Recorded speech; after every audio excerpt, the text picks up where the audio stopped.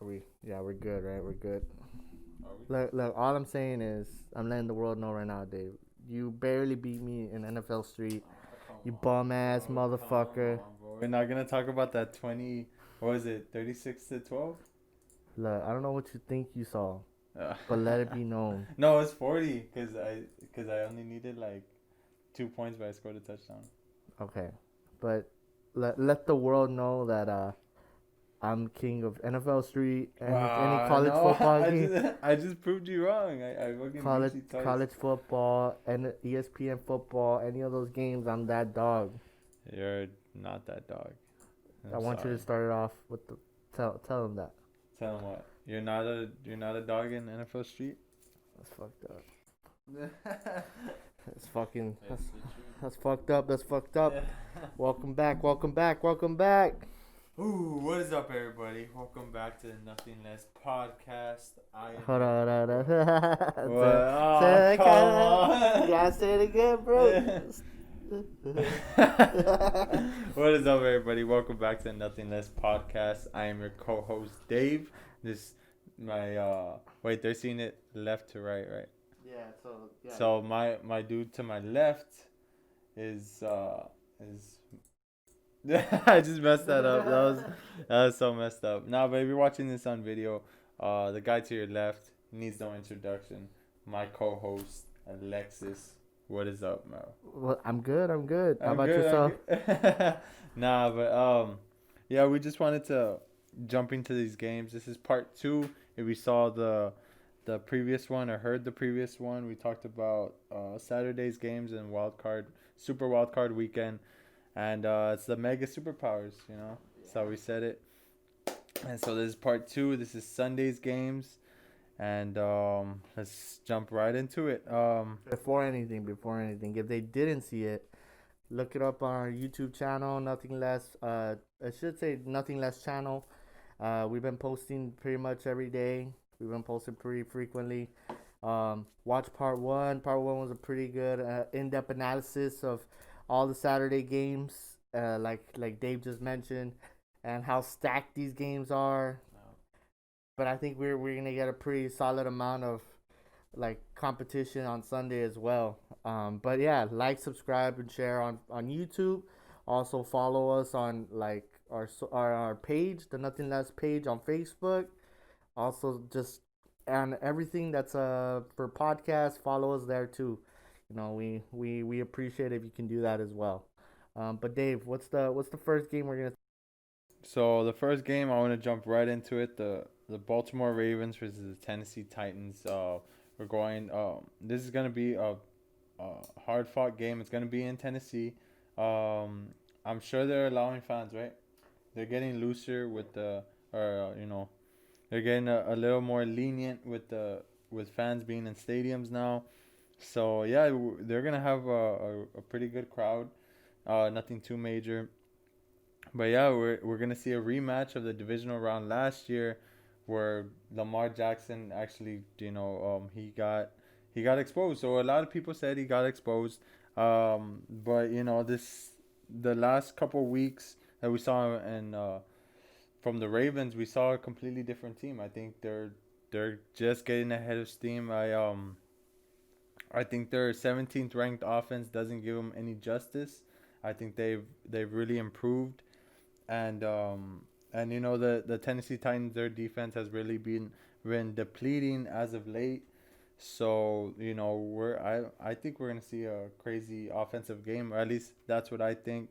Go ahead and call us out on us, like he said, on the Facebook page and everything. But yeah, man, I think it's gonna be a crazy game, and I think Lamar Jackson and the Lamar Jackson led Ravens will be. I think they get the dub. I think. Yeah, I would second that. Um, a lot of people. I mean, the Titans and the Ravens have met each other in the playoffs pretty consecutive, not consecutively, but pretty consistently throughout the years.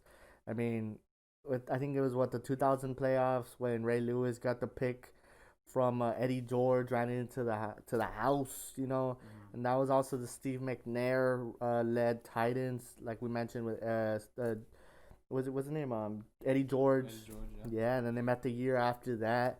And they meet it there a lot of times, and most of those games are really physical. That's what it is. I mean, and this one's gonna be nothing less than, because if you look at it, the Ravens put up almost, was it 405 yards rushing last game. You have the rushing title champion, everything. One of the best backs, one of the best backs in the game, and also considered number one by many, Derrick Henry. He put up 2,000 yards rushing, so it's gonna be downhill running most of the time, and I like you said. I mean, it could be high scoring, or you think it's high scoring. I think it's gonna be kind of low on the numbers, just because the running game's not gonna allow it. And I think Tennessee's gonna have to, like, they're gonna tighten up a little bit, tighten, Oh. but yeah, I didn't mean to do that. It sounds dumb as fuck. But I think Baltimore pulls it out. I just think they have a little more depth in the running, and also I think they could make some plays in the receiving side of things. Lamar Jackson, he has a little more of the arm talent than Ryan Tannehill. We still wonder, even though I think Ryan Tannehill has better wide receivers, I think Lamar Jackson is just a little more talented at the quarterback position, and I think he's the X factor going into this game, because both, like I mentioned, both teams have great backs, and they could just run it, run it, run it. But when it comes to the third and longs, how are they gonna make it happen? And Lamar Jackson, the past few games, has really shown up and made this Baltimore team a little more, uh, you could say maybe third dimensional and all that. Yeah. But what would you say is gonna be the score, or even the X factor? What? Because I say Lamar's the X factor. Who's the X factor for you? I mean, I would have to agree. I think Lamar Jackson. But if I were to look at the other side of the coin, I think the deciding factor for the Titans would be, of course, Derrick Henry. I think, and whether or not that Titans defense could at least contain Lamar Jackson, because we saw Lamar Jackson against the Browns. What was it? Week 16, week 15. I can't remember when it was. It was either week 15 or week 16, where there it was a deciding game between them two. Um, for they were fighting for a spot in playoffs, and even though Lamar Jackson didn't play that well, I mean didn't play all that much due to an injury, he still came out and he showed out, and the Browns had no answer for him. And I think if he could bring out that that play, but throughout the whole game, I think it's gonna be over for the Titans. So I think other than like a Derrick Henry, I think what really needs to be a factor is Corey Davis and AJ Brown.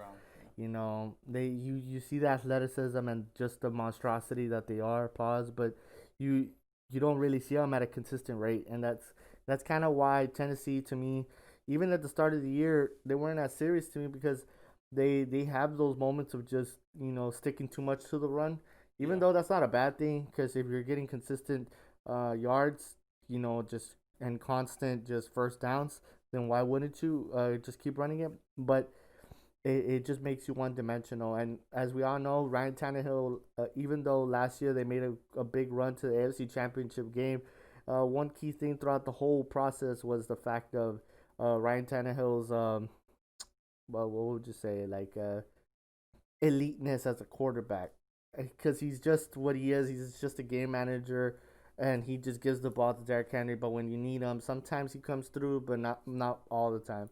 And that's why he's not like a Tom Brady, a Drew Brees, even like a Deshaun Watson. And we're going early. I mean, younger guys, and Lamar Jackson in cases too. And this is also a redemption year. Like Lamar Jackson, you said, got exposed. He got flipped inside out. This is where he needs to show out. And I think Lamar Jackson, like I said, wins it. You think Baltimore wins as well, right? yeah, Bal- I think they win it by Do you have a score? um you know what, I think they win it by a large margin. I would say mm, oh no, yeah, they win by a large margin. I would go 34-13. 34-13. I'm going It's gonna be a closer one for me, but close is in score. But you kind of see what we're talking about with those numbers. It'd be like 17-27. What was it? That'll be a 10-point game. But I have to mention though, you didn't even peep that I'm wearing black and gold right now. That I'm a Saints fan for life. You know, I wear this hat every day. It's dirty. Every day is dirty. It used to be white. No, it's not white. Shit. Nah, man, you gotta rep the Saints every day. Any way you can. That's how you gotta do it. I look like I'm mean mugging. I'm gonna fuck shit up on Sunday. But yeah.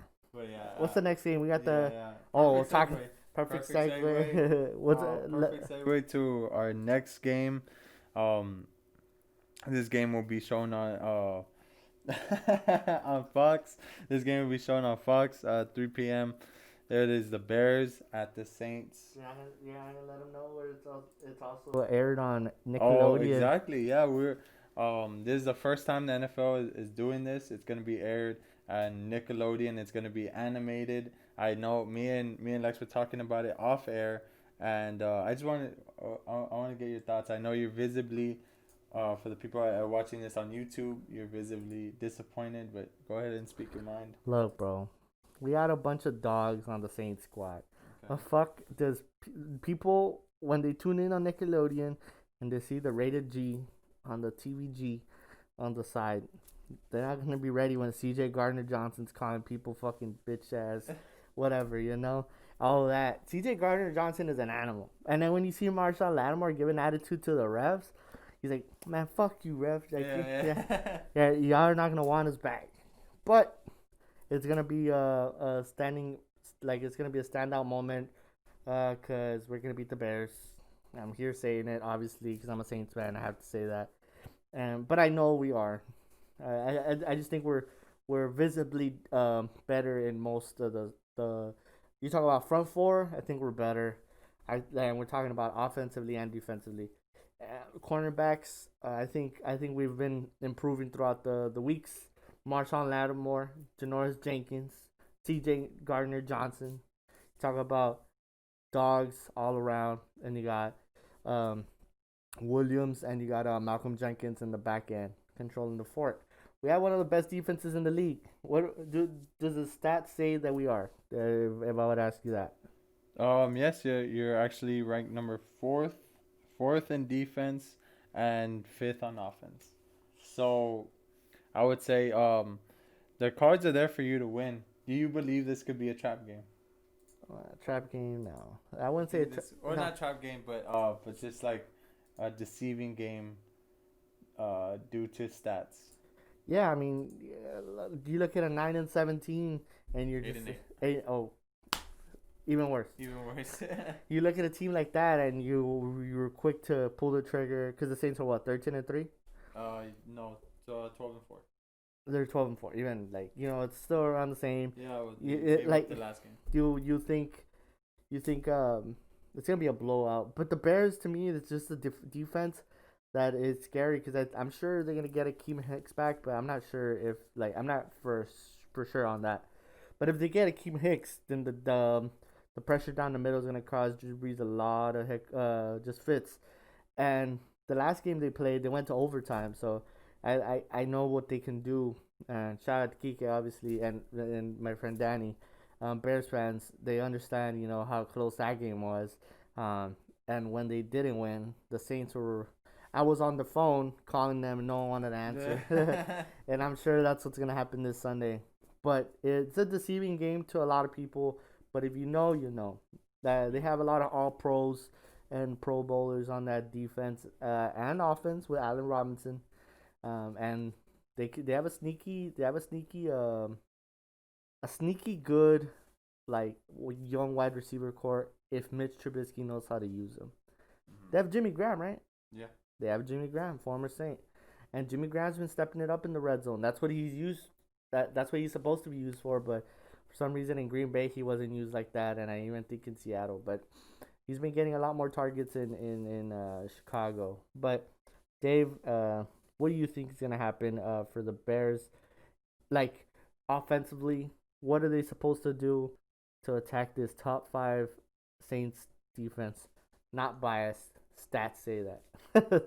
I mean, it's tough because I think you're more worried because you're a Saints fan based on that Bears defense, but as a fan outside looking in or just a person that just loves watching football, I think the main question is that what is what is the Bears offense gonna do? I mean, I don't think that offense is even capable of even scoring on that defense. I think I mean uh they will score every now and then, but I just don't see it. I don't see how they could really score on that defense. Um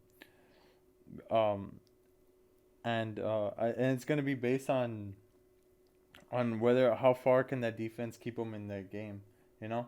So I just that offense I don't see. I mean they're gonna try to run the ball, but like you said, you guys have one of the most fastest linebacker core in the league, and I kind of don't see it. I think this will be one of the games that it's another wide margin win for the Well, I mean, I don't know if you knew, but the Bears like last 4 out of 5 games they put up like 30 plus points. against who. I mean, it could be like duds. That's fine. I agree. Who are you really pinning them against? Yeah. But what it also does for some, it's kind of practice. You're kind of getting in the motion, and Mitch Trubisky, give him the credit in ways like he's kept that offense rolling, and it's yes, it's not the most exciting offense as far as the numbers. Like if you look at them right now, but I think they're sneaking up on people because that defense still has talent. So if the defense can hold it down for like even like 2 3 drives, and Mitch Trubisky could pull like something out of his ass, I I honestly think he can. So that's why I don't take them lightly. Well, I don't take any team lightly, honestly, but except the Panthers and uh, and the Falcons. We always whoop the Falcons' ass. Shout out Mark. And but honestly, I think this game is very scary. I wouldn't be surprised, and I'm saying it, Well, if no, the Saints lost. yeah. But I know the Saints are gonna win. I mean, you said it before on yesterday off air that that was a game that you were mostly scared of, and we've even said it when we're hanging out with Kike that you did fear the Bears. That was during the time that the Cardinals could have gotten in, and then and you said you feared the Bears a lot more, but I don't know I don't think the Bears have the juice to even make it close. I don't think so. That's my prediction. X X factor for me, if we're talking Bears, and then I'll get into the Saints, how I feel about them, is you gotta keep giving the ball to David Montgomery. If David Montgomery gets rolling on a defense that it doesn't allow rushing yards, like it's pretty much evident these guys are monsters in the front. If that happens, then obviously that opens up the play action and all that shit. And I think that's gonna cause a lot of fits to that Saints defense, and even headaches for the offense because it's just keeping Drew Brees out, so it keeps Drew Brees cold. It keeps Drew Brees out of rhythm. That's kind of my thing. Because Dave Montgomery the last few weeks has been looking pretty great. He ran for what 205? No, he ran for 200 the last or 150 something like that. I know he ran for a big margin on week 17, so I know he's capable of obviously breaking out, having a blowout, breakout game, I should say. But yeah, I mean, if we're talking about the Saints, you just need Drew Brees to play his best ball, and honestly, you you need Alvin Kamara there because that's Drew Brees' weapon. I think he's still unsure if he's gonna play due to COVID. And I don't know about Latavius Murray. I think he was in the COVID list too, since obviously they're in the running backs room. So I don't know how that works for that. But you just need Drew Brees in rhythm. That's the X factor. If you get Drew Brees in rhythm, this wide receiver core doesn't matter that Michael Thomas or not. I feel like that's gonna cause them a lot of problems, and I'm talking more of the Bears. Um, and yeah, well, I was gonna say, do you have X factors for the people to know who to look out for the Bears, the Saints, or even coaching, or just well, it's gonna be New Orleans, so there's not much Yeah. weather condition on that. But what do you think, Dave? How do you feel about these games? Yeah, I think for X Factor for the Bears, they would need Mitch Trubisky to step up. I I know they're more of a run attack team, but I mean after the run, the I'm pretty sure that's what the Saints are deadlocked on. They're gonna be they're gonna load up the box. They're gonna basically test them to throw them to beat them to beat them over the top, and I just do not see it. I don't know, but I would say for Mitch Trubisky to step up and for that Bears defense to bear down. So so yeah, I think that would be my X factor for them to win, but but yeah, I just don't see it. I think there's that often. I mean, sure, there's some people on the COVID list, but I still think that the Saints pull out this dub. What about the Saints? What do you think the X factor for them is? Alvin Kamara, easily. So if he's in, they win, and if he's not, Then if he's not, then it gets real interesting. Then it gets if Drew Brees can handle that pass rush, and if he could just unlock his old days and um be like his old days. But I if Alvin Kamara's in, they win easily. I would say that. I would say so. Alvin and the Chipmunks. who the fuck are you calling a chipmunk, bro? Drew Brees and Michael Thomas Chipmunks. That's fucked up. But yeah, I think if we need any reminder of a game that to me it like in current memory, recent times, like what this game could be, the Eagles game from like 2018, when they barely won. I think that's the game that we can see, and obviously, coincidentally, the quarterback I think for the Eagles that year was Nick Foles, and backup for the Bears this time is Nick Foles. So there's some resemblance in that, and who knows, man? Who knows? But yeah, I mean, comment down below, and let us know what you think about the predictions, and just give us the thoughts on how the playoffs are gonna work out as far as the wild card's concerned, and we'll we'll pin ours with yours and see what it looks like. Dave, what's the next game on the ballot? So the next game on the ballot, we get a rematch of Week 17, NFC. I mean NFC. Yeah, AFC North. We get the Browns at the Steelers, and at previous thought, we thought this game was gonna be. I mean, it still can be. It still can be, but we've just been informed as of yesterday. 5 people are tested positive, or will not play, and one of them being not a player but a head coach, Kevin Stefanski, can't say his last name. Stefanski, Kevin Stefanski, and Fucking Stefanski. Stefanski. But but yeah, and we still don't know who the other 4 are. So as of right now, Well, I think one was Joe Patonio, their tackle. So and a couple coaches maybe. but as of right now, it's still up for, only God and the Browns know who those 5 people are, and so yeah, it depends on who they are and how big of a role. I mean, everybody's plays a big role, especially one of them, head coach, and I just hope to see a competitive game. That's all I hope to see. I hope it's nobody too. I mean, I'm not trying to say like, oh, it doesn't matter that it's these people or these people. COVID is still COVID.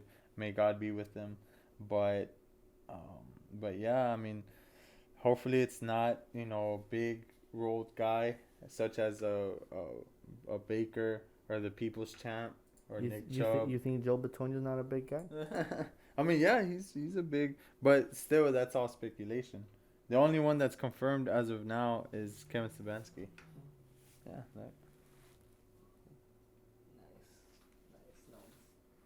Um, this game it was interesting going in, and it's even more interesting now. You gotta know what the play calling is gonna be. Baker Mayfield has been playing pretty good, except for the Jets game, but they didn't have receivers. Those receivers are back. The Browns are facing an outbreak in Cleveland, so it's causing a lot of fits throughout the locker room as far as like, you know, who's gonna start, and all that. This game is still interesting in ways of the Steelers. Can they show up with arrested Ben Roethlisberger and some receivers and some players? How good are they going to be playing in this game in Pittsburgh? And usually Pittsburgh in the playoffs causes a lot of problems for people because of the weather and the fields and the fans. Okay, so there's no fans. What's gonna happen there? The receivers haven't played so good throughout the whole year. Chase Claypool broke out and became a problem, but then kind of slowly watered down. Deontay Johnson he's been dropping balls consistently. James Conner, where's the running game? So it I think Cleveland could win this game and really not get lucky, but like kind of steal this game without a lot of people thinking that. And that's one for me that I think you should keep an eye on is Cleveland winning this game. The X factor is simple: Baker no turnovers and run the hell out of the ball. You got two of the best backs in the league, and you could have a good quality Baker without him forcing the rock. I mean, forcing the ball down anyone's throat, I should say.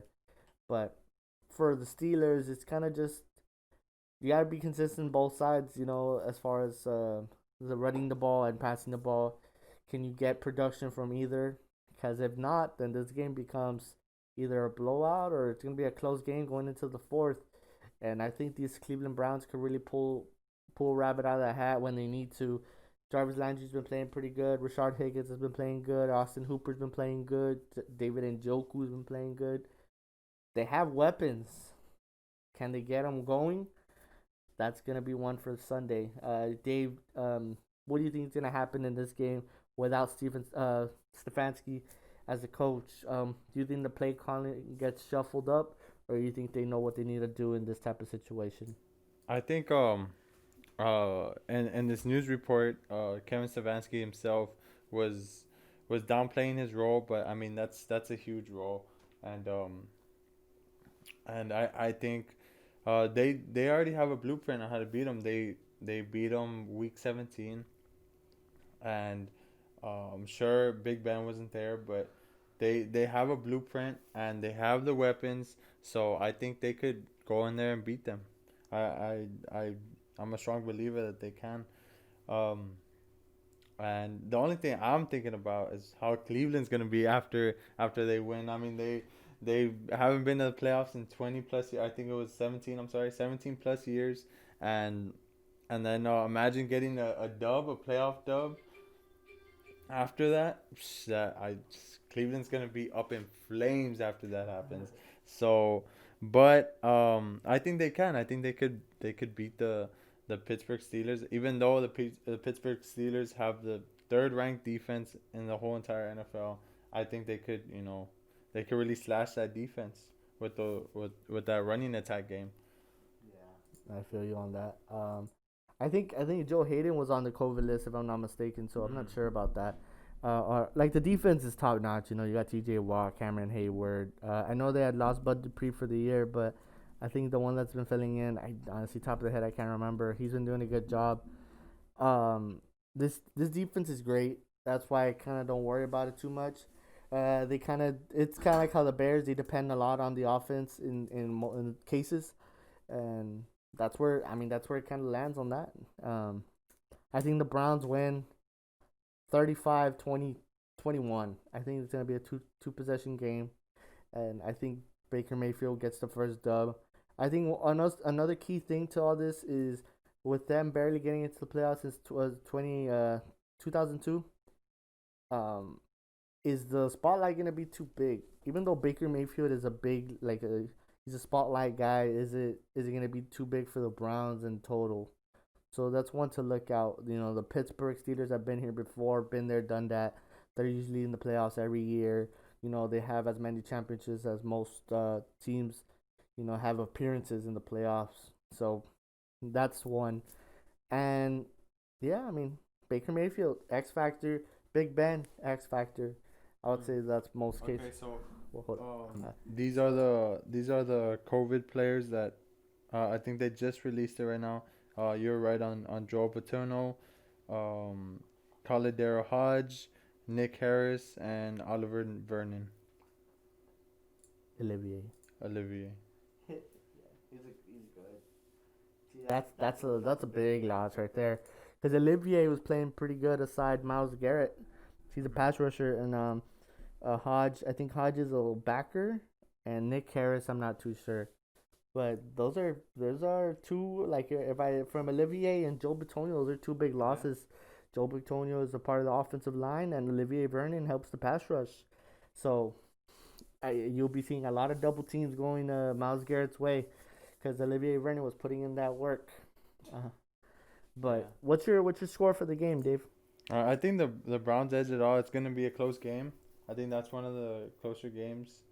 Um, I think it's a very dirty win, but they get the win over there in Pittsburgh, and it feels good to be a Browns fan. 20-17. That's mine. I think Dave's buying a Browns jersey Yeah. for this game. I'm only sure. I'm buying a Tim Couch jersey. I think that's his name, the one that was with the Browns. On my way. Or Crouch, no, I think it was Crouch. No, it's Tim Couch. Tim Couch. Yeah, I'll get one of those. But those were our picks. That was a breakdown for the Sunday and the Mega Sunday, because make and yeah, I mean, if y'all like the list or the picks, let us know. If you didn't like the list, Let us know. let us know. But I think we'll end it with that. Till the next time, I'm Alexis. That's Dave. We're the Nothing Less podcast, and we'll catch you on the next episode.